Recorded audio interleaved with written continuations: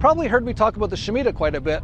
The Jewish calendar isn't the same as the Gregorian calendar, so the dates fall on different dates each year. This is how they kind of fool a lot of people. And for whatever reason, and I don't know how it works or why or what the, it could just be like part of the matrix that they do this or whatever, but every 7 years on the exact end day of the Shemitah, which is the exact end day of the Jewish year every 7 years, there's usually a major market collapse, and it's on the exact day. Although the Shemitah year lasts a whole year, and in those years there's major financial calamities or collapses. In 2001, for example, the exact end day of the Shemitah was September 17th, I believe, which was the day the New York Stock Exchange opened after the false flag attacks on 9/11, and had one of the biggest crashes of all time on that day. That was the end day of the Shemitah in 2001. On the end day of the Shemitah in 2008 was one of the biggest market crashes of all time, with the collapse of Lehman Brothers and Bear Stearns and Fannie Mae and Freddie Mac and all that kind of stuff. And the markets were down, I think, 777.7 points, which is, the Shemitah is all about the number 7. And that was the exact end day of the Shemitah in 2008. And in 2015, I talked about the Shemitah. I said, well, keep your eye on this one. But I said that the end day of the Shemitah in 2015 was on a Sunday, so it couldn't be a market crash. Although the markets crashed in China right around that time. And actually the markets crashed in the US, but it crashed a couple weeks earlier. But it couldn't crash on that exact day in the US. So anyway, this is a Shemitah year, and it actually ends on September 26th,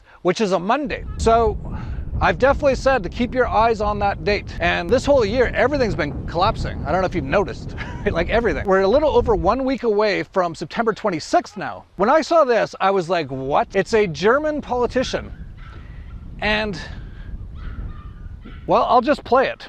Herren, liebe Kolleginnen und Kollegen, dieser 24. September 2022 wird uns allen als ein Tag im Gedächtnis bleiben, von dem wir später einmal sagen werden, ich weiß noch genau, wo ich war.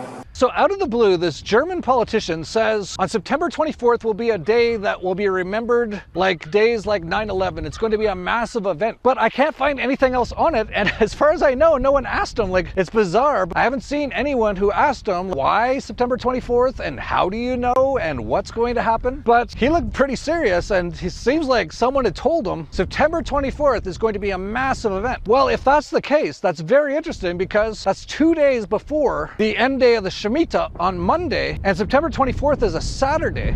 Who knows what could happen? Maybe it's Satan Claus's cyber pandemic, shuts down most of the internet or the power, or they do an EMP style thing that shuts off most power on Earth in most places on September 24th. And maybe it'll cause so many problems that on September 26th, everything will basically crash, like everything when the markets open. So very, very interesting that he would come out and say that 2 days before the end of the Shemitah. The way things are going, I can't see how we don't have almost everything collapsing in the next few months anyway. And even more interesting, the Vatican has told all of its people that whatever funds they have across the world, to send them all back to the Vatican by September 30th, which is 4 days after the end of the Shemitah. And of course, when they tell people this, you don't just wire billions of dollars on like September 29th when the Pope told you to have it back there by the 30th, right? You probably do it a few days before. And they probably mentioned that to them. So the Vatican seems to know something's going on.